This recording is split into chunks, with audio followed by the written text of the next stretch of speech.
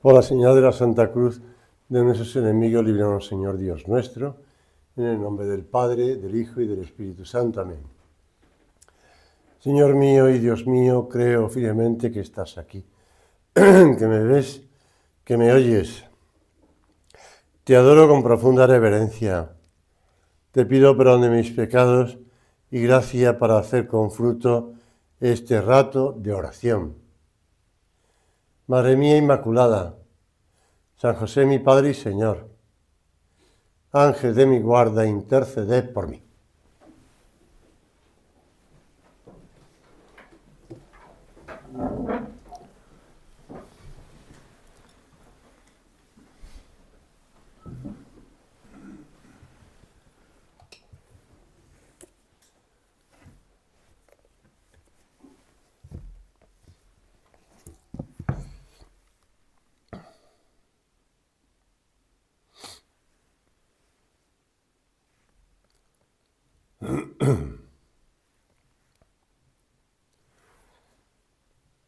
El Evangelio de San Juan narra, de hecho estaba leyendo ayer para ir meditándolo, como hago todos los días, que voy leyendo un pasaje del Evangelio, pues San Juan narra las apariciones, si quieres, porque la resurrección de Cristo nadie lo vio, nadie vio la resurrección. Nadie vio como, nadie, los ángeles sí lo vieron, pero me parece, no lo sé, pero de los hombres y mujeres nadie contempló la resurrección. Sí se les apareció Cristo resucitado. María Magdalena es una mujer que se ve que siempre iba corriendo, porque nada más llegar al sepulcro y vio quitada la piedra del sepulcro, entonces echó a correr, dice San Juan. Y llegó hasta donde estaba Simón Pedro y el otro discípulo, el que Jesús amaba. Estos pasajes de las apariciones los comenta muy bien el Papa ya fallecido, Benedicto XVI, en ese libro suyo de Jesús de Nazaret, los 3 tomos, que fue publicando poco a poco, y con mucha profundidad, además. Quiero decir que se puede leer y está aconsejado, es más, yo lo recomiendo, obviamente que ese libro, en esos 3 tomos, se vayan leyendo, porque lo hace con profundidad, pero como decía, recuerdo perfectamente, en las conferencias que yo organizaba en Santiago de Compostela para sacerdotes o para público en general, en cierta ocasión para sacerdotes invité a 2 expertos, uno de ellos con el que va como de guía ahora en la semana que viene en Tierra Santa, y el otro es obispo de Lugo, que fue profesor aquí en San Dámaso. Y los 2 aconsejaban lo mismo. El libro de Jesús de Nazaret está escrito como en capas. Entonces cada uno va leyéndolo y va buscando la capa que le gusta más, o que le sirve más, o que entiende mejor. No pasa nada por saltarse pasajes que se parecen un poco más expertos, vamos a decirlo así.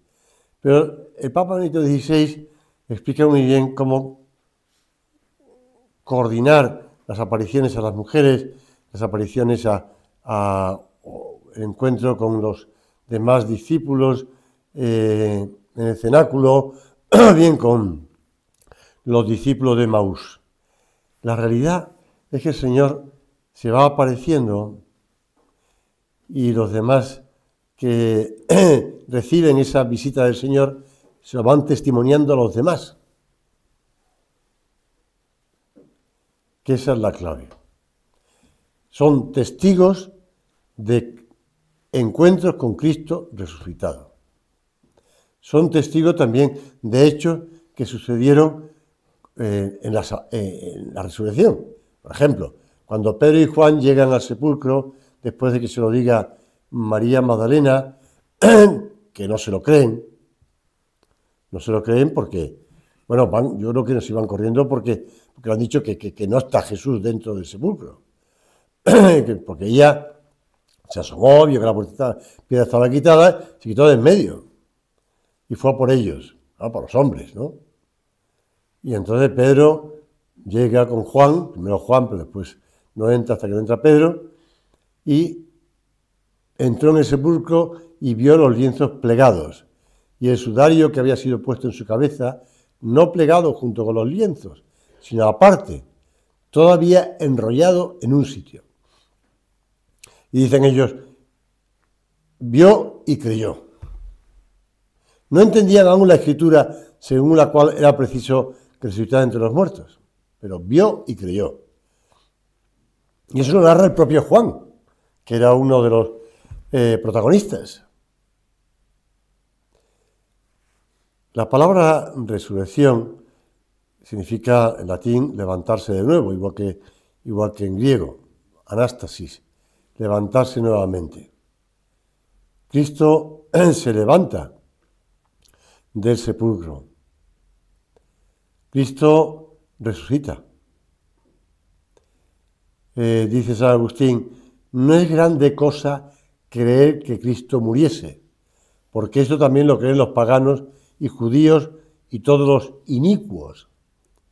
Todos creen que murió. La fe de los cristianos es la resurrección de Cristo.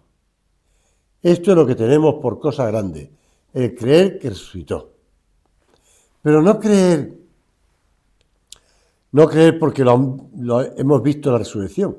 Nadie vio, insisto, la resurrección. Sí vieron a Cristo resucitado. Y eso nos lo han ido transmitiendo a lo largo de los siglos. Testigos oculares de Cristo resucitado. Nosotros no creemos por ese testimonio, creemos porque el Señor mismo nos lo dijo. Pero sí, creemos por el conjunto de todas esas cosas. Es decir, por el testimonio, por las narraciones de los evangelios y por la fe en Dios. San Pablo, cuando va predicando en Grecia, en el Areópago de Atenas, y empieza a hablar de Jesús que fue crucificado, y que resucitó de los muertos, los tíos dicen, oye, otro día te escucharemos, Pablo, déjate de rollo, ¿no? O Saulo, mejor dicho, como griego, que Saulo. Otro día te escucharemos.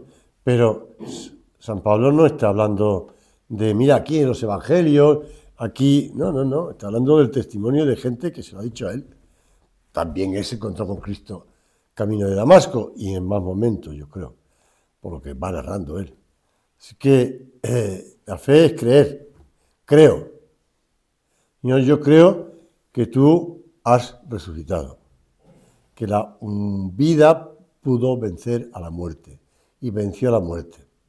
Y yo lo creo y lo digo, lo recito todos los domingos en el credo. Creo en la resurrección de los muertos.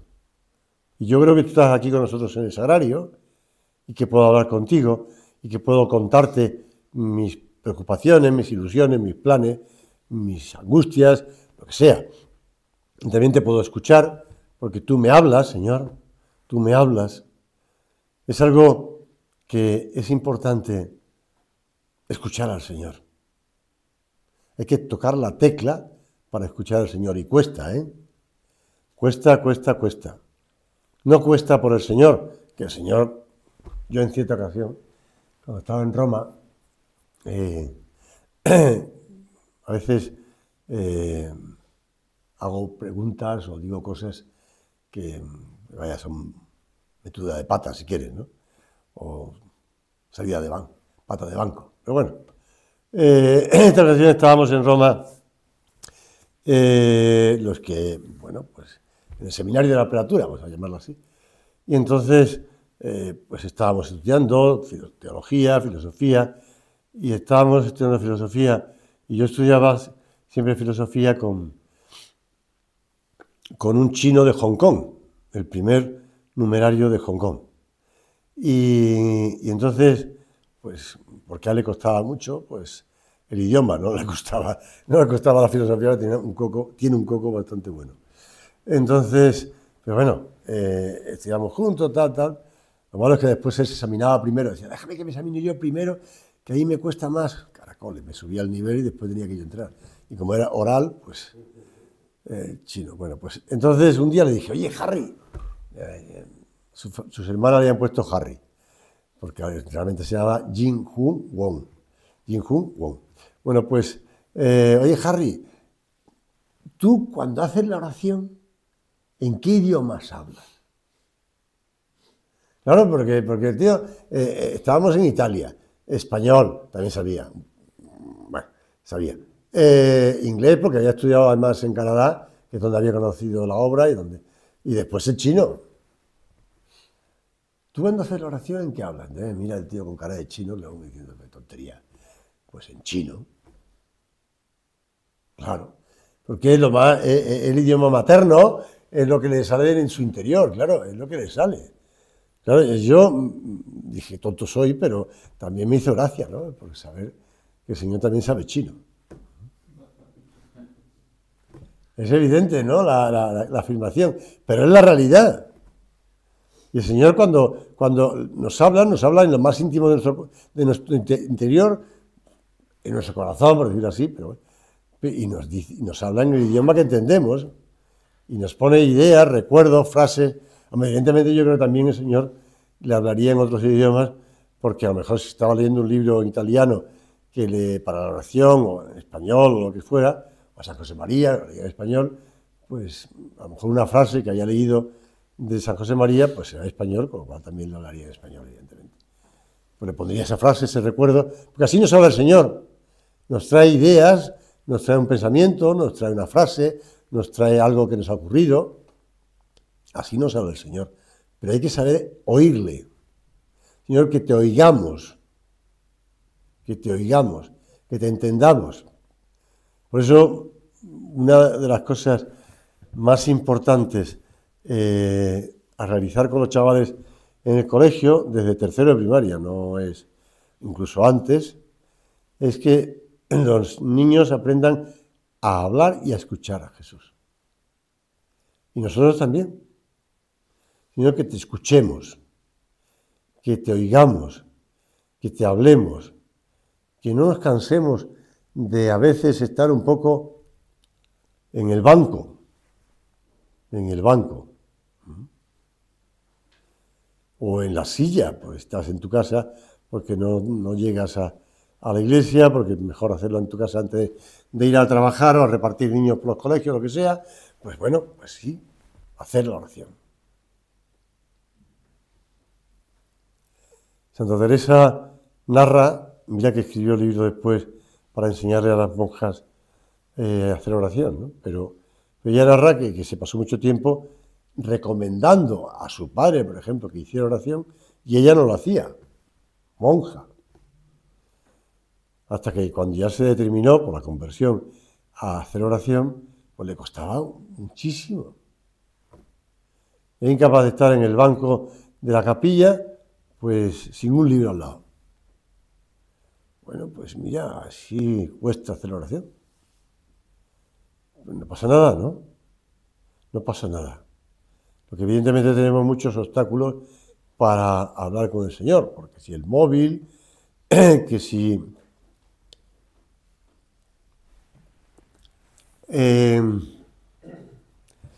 siempre cuando yo era niño, bueno, a mí y a mis hermanos, ¿no? Mi madre nos hablaba de una prima suya que era monja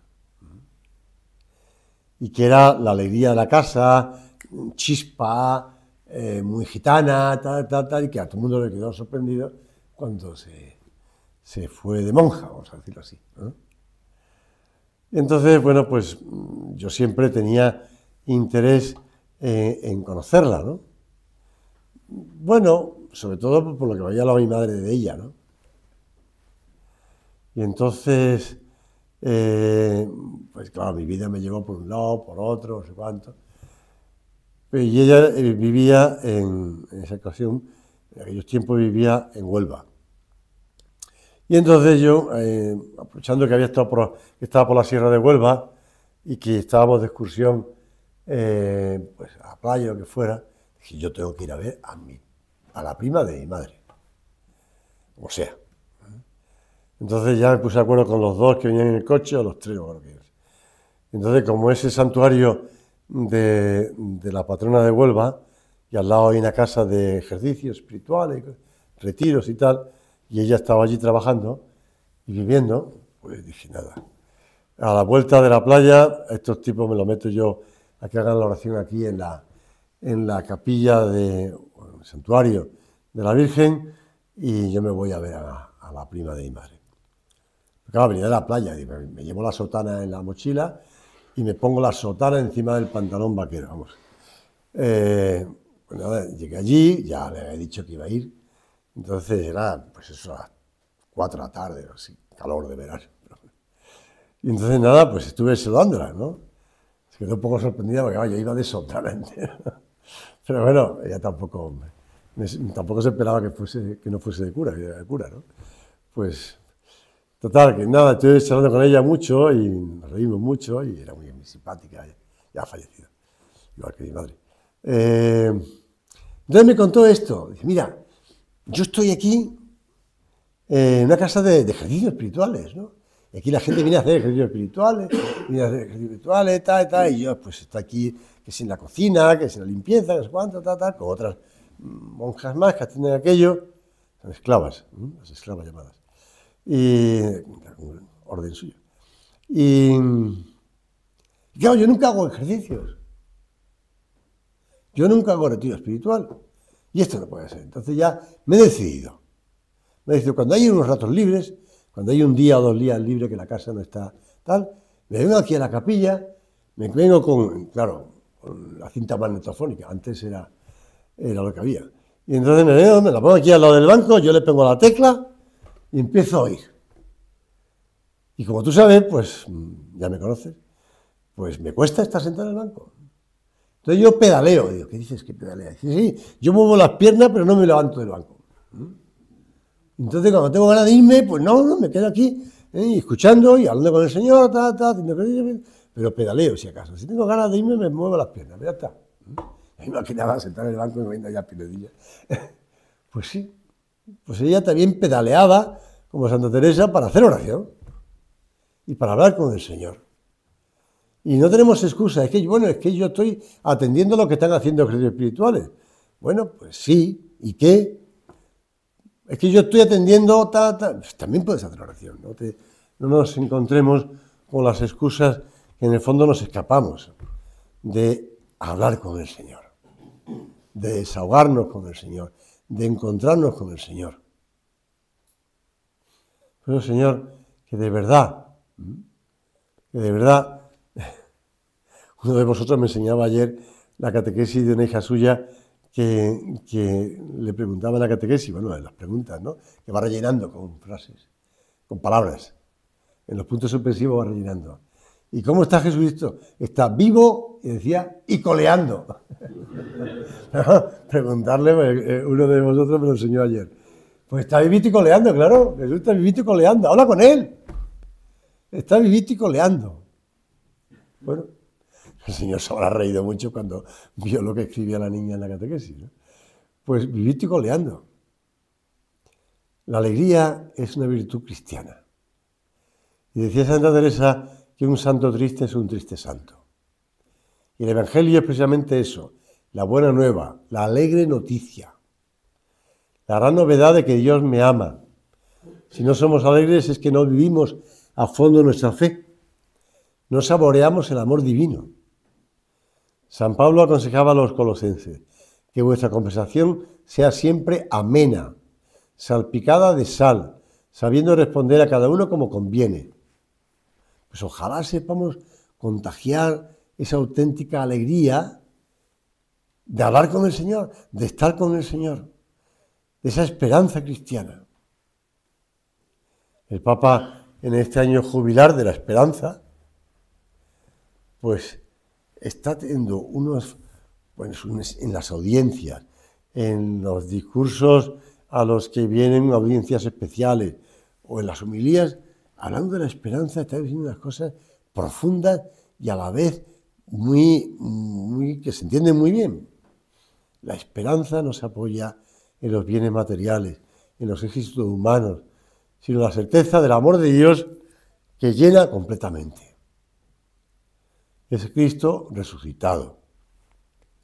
Cristo resucitado, que ha vencido a la muerte, por tanto ha vencido al pecado y ha vencido todo lo que nos puede entristecer, contagiar, desanimar. Por eso el cristiano puede vivir el dolor con dignidad y esperanza, sabiendo que tras la cruz viene la gloria, la alegría. Fijaros lo que dice San Pablo. Más aún, nos gloriamos hasta en las tribulaciones, sabiendo que la tribulación engendra la paciencia. La paciencia, virtud probada. La virtud probada, esperanza. Y la esperanza no falla, porque el amor de Dios ha sido derramado en nuestros corazones por el Espíritu Santo que nos ha sido dado. Por eso decía esa santa jovencita, porque murió joven, Santa Teresita de Lisieux, el niño Jesús. Para mí la oración es un impulso para el corazón, una mirada al paraíso, un grito de gratitud y amor expresado en las alegrías y en las penas. En una palabra, algo noble y sobrenatural que engrandece mi alma y la une a Dios. Y la une a Dios. El libro más grande de la Biblia es el de los Salmos, con el que reza la gente de Dios. Por eso, desde siempre, como se ha seguido el consejo de Cristo de orar siempre y no cansarse, pues lo que ha hecho la Iglesia es, desde los primeros tiempos, ¿no?, recitar los salmos. De ahí viene el salterio de los 150 salmos que recitan los sacerdotes, los religiosos y los laicos que quieren, la liturgia de las horas, repartidos a lo largo del día.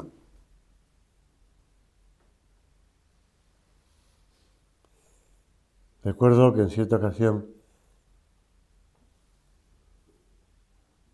estoy hablando de memoria, pero yo creo que era, seguro, el Papa Benito XVI o el Cardenal Ratzinger, uno de los dos, mismo, pero bueno, ya lo entienden.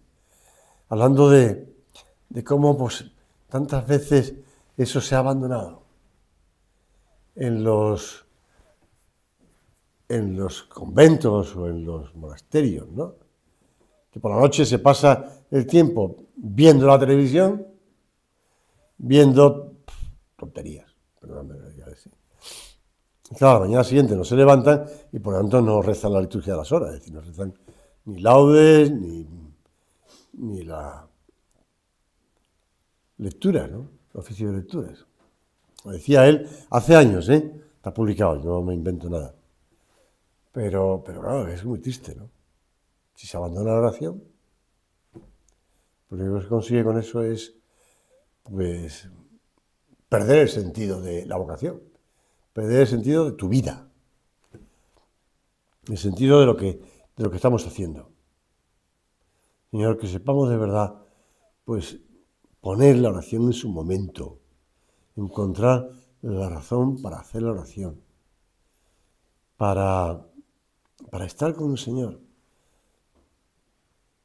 para encontrarse como los apóstoles y las mujeres con Cristo resucitado. Un Cristo resucitado que nos habla, que nos acompaña, como los discípulos de Maús, que nos explica las Escrituras, como los discípulos de Maús.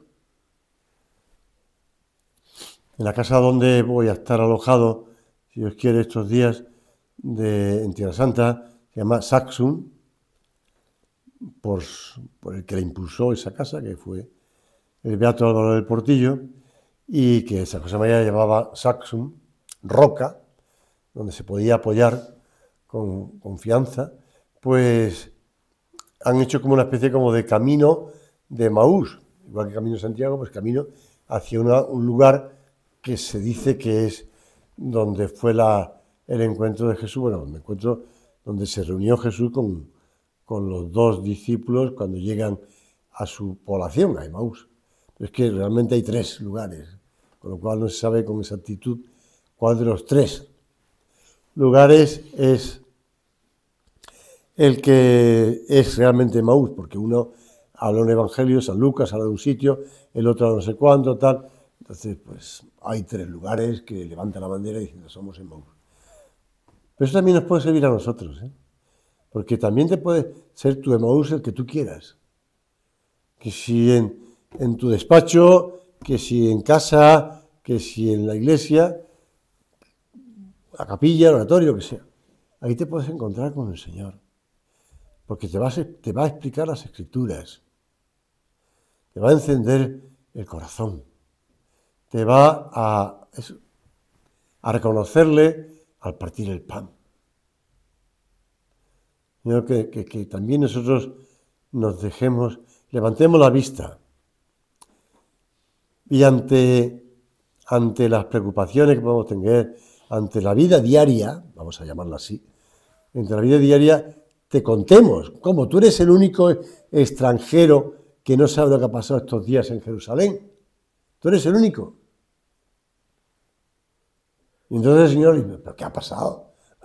Como si no lo supiera él, lo que ha pasado. Claro que lo sabe.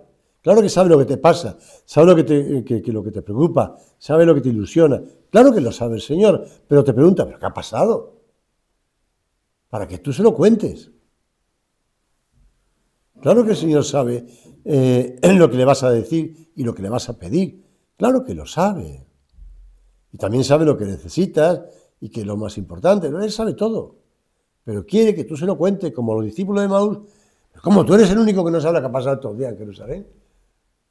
¿Pero qué le ha pasado? Entonces, ellos se lo cuentan. El Señor hace lo mismo con nosotros. Aunque sabe todo, quiere que se lo contemos. Quiere que se lo contemos. Quiere que abramos nuestro corazón y le digamos, Señor, pues me pasa esto.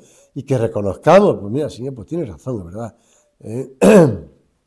Si unas mujeres, pues estoy hablando de las palabras de Emaús, unas mujeres hablan de apariciones de ángeles, como diciendo, vaya rollo de las mujeres, estas que siempre están viendo cosas raras, y que creen en se mueve una cortina y es un ángel.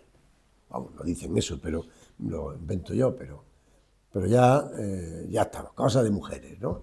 Vete a saber, apariciones de ángeles, qué tontería, pero qué tontería. Pues eso también lo podemos decir nosotros, Señor. Pero hombre, he oído esto, me han dicho esto, yo antes hacía esto, pero bueno. La realidad, cuando una persona dice la realidad es esta que tenemos delante, siempre se equivoca.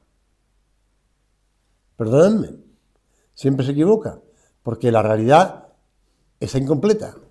La realidad es que Cristo está con nosotros aquí en el salario. La realidad es que Cristo murió y resucitó. La realidad es que Dios es tu Padre. La realidad es que estás rodeado de ángeles, tu ángel de la guarda. Esa es la realidad. Lo otro no es real. Es incompleto. Por supuesto que han matado a una persona, por supuesto que han robado un banco. Bueno, no sé si han robado un banco, pero me entiendes, ¿no? Por supuesto que ha habido un terremoto en tal sitio. Por supuesto, sí, claro que eso es parte de la realidad, pero no es toda la realidad. No es toda la realidad. La realidad es que Cristo ha resucitado. Vamos a acudir a la Santísima Virgen. San José María dice, Maestra de esperanza, María proclama que la llamarán bienaventurada todas las generaciones. Humanamente hablando, ¿en qué motivos apoyaba esa esperanza? ¿Quién era ella para los hombres y mujeres de entonces? Las grandes heroínas del Viejo Testamento, Judith, Esther, Débora, consiguieron ya en la tierra una gloria humana. ¿Cómo contrasta la esperanza de Nuestra Señora con nuestra impaciencia?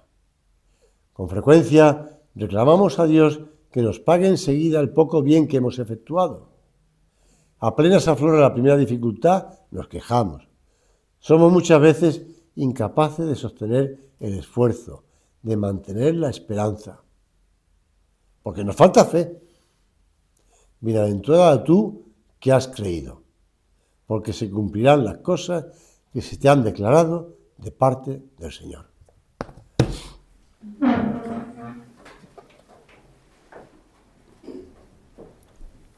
Te doy gracias, Dios mío, por los buenos propósitos, afectos e inspiraciones que me has comunicado en esta meditación. Te pido ayuda para ponerlos por obra.